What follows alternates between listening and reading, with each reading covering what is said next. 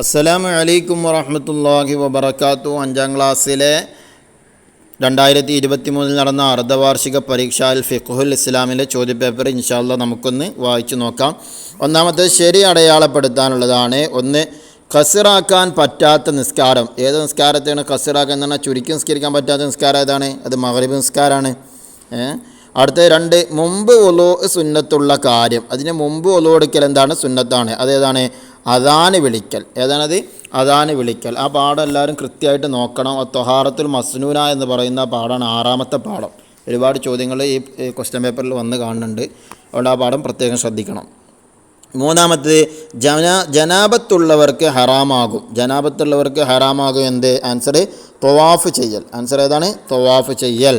അത് നമ്മുടെ 2ാമത്തെ പാഠം. അതേ രൂപത്തിൽ 6ാമത്തെ പാഠം പോലെ തന്നെ കോളങ്ങളിട്ട് കൊടുത്ത പാഠമാണ്. ലായ മസ്സുഹു ഇല്ലൽ മുത്തഖറു എന്ന് പറഞ്ഞിട്ട് ചെറിയ അശുദ്ധിയുള്ളവർക്ക് ഹറാമാകുന്ന കാര്യങ്ങൾ, ജനാബത്തുള്ളവർക്ക് ഹറാമ, ഹൈദ് നിഫാസ് ഉള്ളവർക്ക് ഹറാമ, ആ കാര്യങ്ങളൊക്കെ പറഞ്ഞിട്ട് ആ കോളങ്ങൾ കൃത്യമായിട്ട് എന്ത് ചെയ്യുക? മനസ്സിലാക്കി വെക്കുക. എന്നാൽ ഈ ആൻസറുകളൊക്കെ എഴുതാൻ സിമ്പിളാകും. അടുത്ത 4ാമത്തെ, 5 വക്ത് നിസ്കാരം മസ്ജിദിൽ വെച്ചാവൽ. ആൻസർ സുന്നത്താണ്. പള്ളിയിൽ വെച്ചാകൽ എന്താണ്? സുന്നത്ത്. അടുത്തത്, ഹൈദ് രക്തത്തിൻ്റെ കൂടിയ പരിധി എത്രയാണ്? കൂടിയാൽ എത്ര ദിവസം ഹൈദ് വരിക? ആൻസർ 15 ദിവസമാണ്. അടുത്തത്, 2 ഖുതുബയ്ക്കിടയിൽ ഇരിക്കൽ. ആൻസർ 2 ഖുതുബയ്ക്കിടയിൽ ഇരിക്കൽ. ഖുതുബയുടെ ഷർത്ത്, ഖുതുബയുടെ ഫർദ്, ഖുതുബയുടെ സുന്നത്തുണ്ട്. അവിടെ ആൻസർ ഏതാണ്? ഖുതുബയുടെ ഷർത്താണ്. 2 ഖുതുബയ്ക്കിടയിൽ ഇരിക്കൽ ഖുതുബയുടെ ഷർത്താണ്. ഇനി അടുത്ത് ചേരുംപടി ചേർക്കുക. ഇത് നമ്മളെ ഫാത്തിഹയാണ് കൊടുത്തിട്ടുള്ളത്. ഫാത്തിഹയിലുള്ള ഓരോ പദങ്ങൾ കൊടുത്തിട്ടുണ്ട്, അതിൻ്റെ അർത്ഥങ്ങൾ ഉപ്പുറത്ത് കൊടുത്തിട്ടുണ്ട്. അത് തമ്മിൽ യോജിപ്പിക്കാനാണ്. 7ാമത്തെ, സിറാത്തുൽ മുസ്തഖീം. ഏതാണ് അതിൻ്റെ ആൻസർ? ആൻസർ സി ആണ്, നേർമാർഗം. 8, യൗമുദ്ദീൻ. ഏതാ ആൻസർ? ആൻസർ ഇ ആണ്, പ്രതിഫലം നൽകുന്ന നാള്. ലോലീൻ. ആൻസർ ഡി ആണ്, വഴി പിഴച്ചവർ. 10, അൻഅംത അലൈഹിം. ആൻസർ ബി ആണ്, നീ അനുഗ്രഹിച്ചവർ. 11, അൽ മഗ്ലൂബി അലൈഹിം. ആൻസർ എ ആണ്, നിന്റെ കോപത്തിനിരയായവർ. ഈ രൂപത്തിലാണ് ചേരുംപടി ചേർക്കാനുണ്ടാവുക. അതുകൊണ്ട് ഫാത്തിഹയുടെ ആ അർത്ഥഭാഗങ്ങൾ കൃത്യമായിട്ടത് മനസ്സിലാക്കിയിരിക്കണം. ഇനി അടുത്തത് പൂരിപ്പിക്കുക. 12, കാണാൻ കഴിയാത്തത്ര ചെറുതായ നജസ് ഡാഷ് ഇളവുള്ളവയാണ്. എവിടെ ഇളവുള്ളവയാണ്? എല്ലായിടത്തും ഇളവുള്ളവയാണ്. 13, തയമ്മുമിൽ ആദ്യം മുഖവും പിന്നീട് ഡാഷും തടവണം. തയമ്മുമിൽ ആദ്യം മുഖവും പിന്നീട് 2 കൈയും എന്ത് ചെയ്യണം? തടവണം. 2 കൈയും തടവണം. പിന്നെ അടുത്തത് 14, ഖസ്റാക്കി നിസ്കരിക്കാൻ ചുരുങ്ങിയത് ഡാഷ് കിലോമീറ്റർ ദൂരമുള്ള ഹലാലായ യാത്രയായിരിക്കണം. ഖസ്റാക്കി നിസ്കരിക്കാൻ ചുരുക്കി നിസ്കരിക്കുക. 4 റക്അത്തുള്ള നിസ്കാരത്തെ 2 റക്അത്താക്കി നിസ്കരിക്കുക എന്ന് പറഞ്ഞിരുന്നല്ലോ.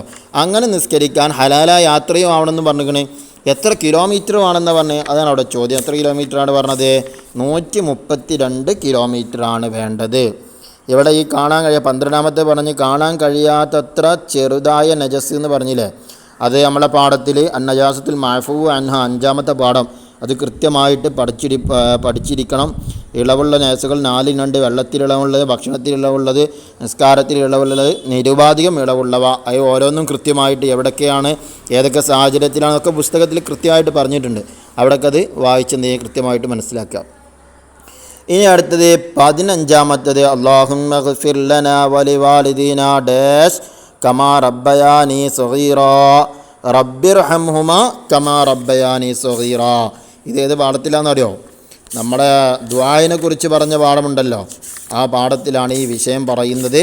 അവിടെ നോക്കിയിട്ട് കൃത്യമായിട്ട് എന്ത് ചെയ്യണം? അത് പഠിച്ചു വെക്കണം. ഒരു ദുആ തന്നെ നമ്മളെ പാഠത്തിൽ കൊടുത്തിട്ടുണ്ട്. അസ്മാഉദ് ദുആ എന്ന് പറയുന്ന 7ാമത്തെ പാഠം. അതിലാണ് 2ാമത്തെ പേജിൽ കൃത്യമായിട്ട് ദുആ കൊടുത്തിട്ടുണ്ട്. അത് കാണാതെ പഠിച്ചാൽ വളരെ സിമ്പിളായിട്ട് എന്ത് ചെയ്യാൻ കഴിയും? എഴുതാൻ കഴിയും. ഇനി 16ാമത്തേത്, ജുഇലത്തിൽ അർലു ജുഇലത്ത് ലിയൽ അർലു ഡാഷ് വ ത്വഹൂറ. ജുഇലത്ത് ലിയൽ അർലു മസ്ജിദൻ വ ത്വഹൂറ. അത് എവിടെ ഉള്ളത് വെച്ചാൽ നമ്മുടെ പാഠത്തിൽ അവസാനത്തിലുണ്ടാവും ഓരോ കോളങ്ങൾ. ആ കോളങ്ങളിൽ കൊടുത്ത അറബി പദാണത്.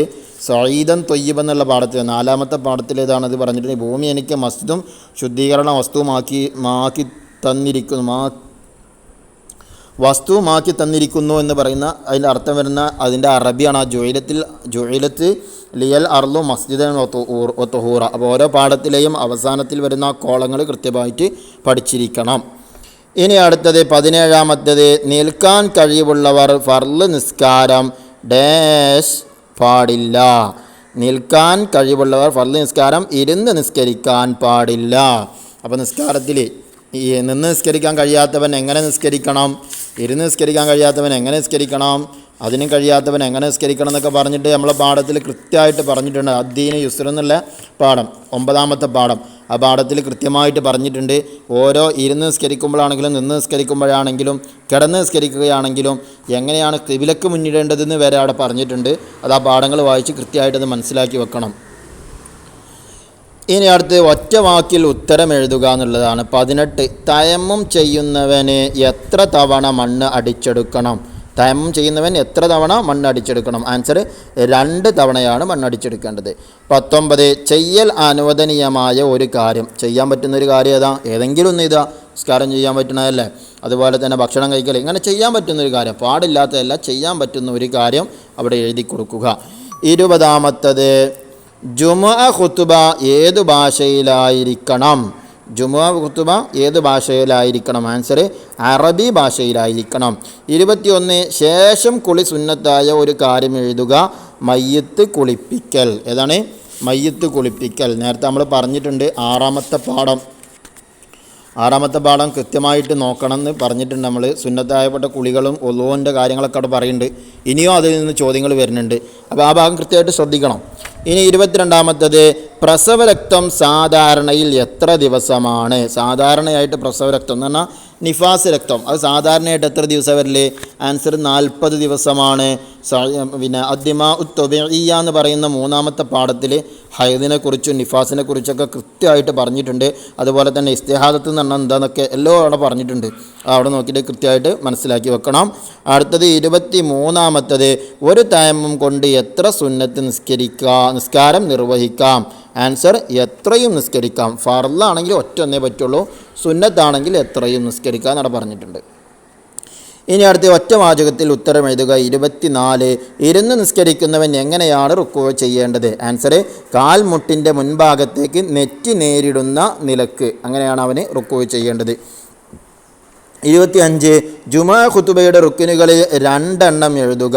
ആൻസർ അള്ളാഹുവിനെ സ്തുതിക്കുക, നബി സല്ലല്ലാഹു അലൈഹി വസല്ലമയുടെ മേലിൽ എന്ത് ചെയ്യുക? സ്വലാത്ത് ചൊല്ലുക. അള്ളാഹുവിനെ സ്തുതിക്കുക, നബി സല്ലല്ലാഹു അലൈഹി വസല്ലമ തങ്ങളുടെ മേലിൽ സ്വലാത്ത് ചൊല്ലുക. ഇങ്ങനെ 2 എണ്ണമാണ് നമ്മൾ എഴുതിയിട്ടുള്ളത്. അവിടുന്ന് ഏതും എഴുതാവുന്നതാണ്. ഖുത്തുബയുടെ റുക്കിനുകളിൽ നിന്ന് ഏതെങ്കിലും എഴുതാനാണ് പറഞ്ഞത്. ഖുത്തുബയ്ക്ക് 5 റുക്കിനുകൾ ഉണ്ടെന്ന് പറഞ്ഞിട്ടുണ്ട്. അള്ളാഹുവിനെ സ്തുതിക്കുക, നബിയുടെ മേൽ സ്വലാത്ത് ചൊല്ലുക, അള്ളാഹു തആലാക്ക് തഖ്വ ചെയ്ത് ജീവിക്കാൻ ഉപദേശിക്കുക. നമ്മളെ 11ാമത്തെ പാഠം ദിക്റുല്ലാ എന്ന പാഠത്തിൽ പറയുന്നുണ്ട്. കൃത്യമായിട്ട് മനസ്സിലാക്കി വെക്കണം. അടുത്ത 26ാമത്തെ, മസ്ജിദായി വഖഫ് ചെയ്യാത്ത സ്ഥലത്ത് ജമാഅത്ത് നടത്തുമ്പോൾ പ്രത്യേകം ശ്രദ്ധിക്കേണ്ട കാര്യമെന്ത്? ആൻസർ ഇമാമിനെ കാണുന്നവരെയോ കാണും വിധം ഒരാൾ എന്ത് ചെയ്യണം? നിൽക്കണം. അതാണ് അവിടെ പ്രത്യേകം ശ്രദ്ധിക്കേണ്ടത്. പള്ളിയല്ലാത്ത സ്ഥലത്ത് ജമാഅത്തായി നിസ്കരിക്കുന്ന സമയത്ത് അത് നമ്മുടെ ജമാഅത്തിൻ്റെ ആ പാഠത്തിൽ തന്നെ ജമാഅത്തിൻ്റെ ഷർത്തുകളൊക്കെ കൃത്യമായിട്ട് പറഞ്ഞിട്ടുണ്ട്. അലൈക ബിൽ ജമാ 10ാമത്തെ പാഠം അതിൽ പറഞ്ഞിട്ടുണ്ട്. ജമാഅത്തിൻ്റെ ഷർത്തുകളൊക്കെ പറഞ്ഞിട്ടുണ്ട്. ഇമാമിനെ തുടരുന്നു എന്ന് മഅ്മൂമ് നിയ്യത്ത് ചെയ്യുക എന്നൊക്കെ പറഞ്ഞിട്ട് അതൊക്കെ ആ ഷർത്തുകളൊക്കെ കാണാതെ പഠിച്ചു വെക്കണം. ഈ ചോദ്യം പ്രത്യേകമായിട്ട് ശ്രദ്ധിക്കേണ്ടതാണ്.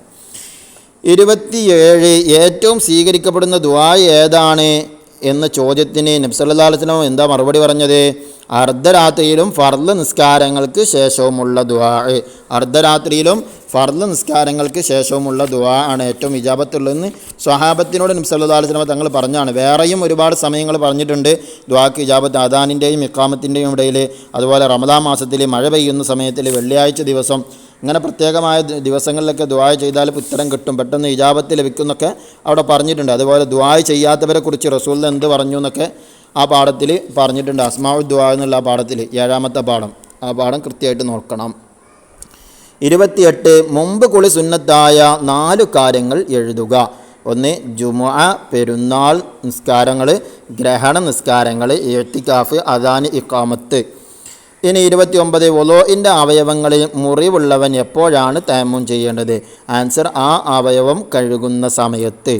30 നിർബന്ധമായ കുളിക്ക് എങ്ങനെയാണ് നിയ്യത്ത് ചെയ്യേണ്ടത്? ആൻസർ വലിയ അശുദ്ധിയിൽ നിന്ന് ശുദ്ധിയാകാൻ ഞാൻ കുളിക്കുന്നു എന്നാണ് നിയ്യത്ത് ചെയ്യേണ്ടത്. ഇവിടെ ഈ തയമ്മുമിനെ കുറിച്ച് പറഞ്ഞ സംഗതി അത് കൃത്യമായിട്ട് പാഠത്തിൽ നോക്കി പഠിക്കണം. ഓരോ വിഷയങ്ങൾ അവിടെ പറഞ്ഞിട്ടുണ്ട്. എപ്പോഴാണ് ഒരാളെ കാൽമ മുറിയുണ്ടെങ്കിൽ അയാൾ എപ്പോഴാണ് കാല് കഴുകേണ്ടതെന്നൊക്കെ പറഞ്ഞിട്ടുണ്ട്. എല്ലാ അവയവങ്ങളും കഴുകി കാല് കഴുകാൻ എത്തുന്ന സമയത്താണ് അയാൾ കാലിന് വേണ്ടി തയമ്മം ചെയ്യേണ്ടതെന്നൊക്കെ ആ പാഠത്തിൽ കൃത്യമായിട്ട് പറഞ്ഞിട്ടുണ്ട്. അതെല്ലാവരും ശ്രദ്ധിക്കുക. ഇനി 31 ഹജ്ജ് യാത്രയിൽ കരഞ്ഞുകൊണ്ടിരുന്ന ആയിഷ ബീവിയെ നബി സല്ലല്ലാഹു അലൈഹി വസല്ലം സമാധാനിപ്പിച്ചത് എങ്ങനെ? ആൻസർ ആർത്തവം സ്ത്രീകളുടെ പ്രകൃതിയാണ്, ത്വവാഫ് ഒഴികെ ഹജ്ജിൻ്റെ കർമ്മങ്ങളെല്ലാം ചെയ്യുക എന്നാണ് ആയിഷ ബീവിയോട് നബി സല്ലല്ലാഹു അലൈഹി വസല്ലം പറഞ്ഞത്. ഇനി അടുത്തത് 5 വരിയിൽ കുറയാതെ എഴുതാനുള്ളത് അഹ്കാമു ശർഇയ്യ, അതുപോലെ തന്നെ അടുത്തത് ജംഉ ഖസ്ർ, അതിനെക്കുറിച്ച് എഴുതാനുള്ള അഹ്കാമു ശർഇയ്യ. ശർഇയായ വിധികൾ 5 വാജിബ്, സുന്നത്ത്, മക്റൂഹ്, ഹറാമ്, മുബാഹ് എന്നിവയാണ്. അതിൽ വാജിബ് പറഞ്ഞാൽ ചെയ്താൽ കൂലിയുള്ളതും ഉപേക്ഷിച്ചാൽ ശിക്ഷയുള്ളതും.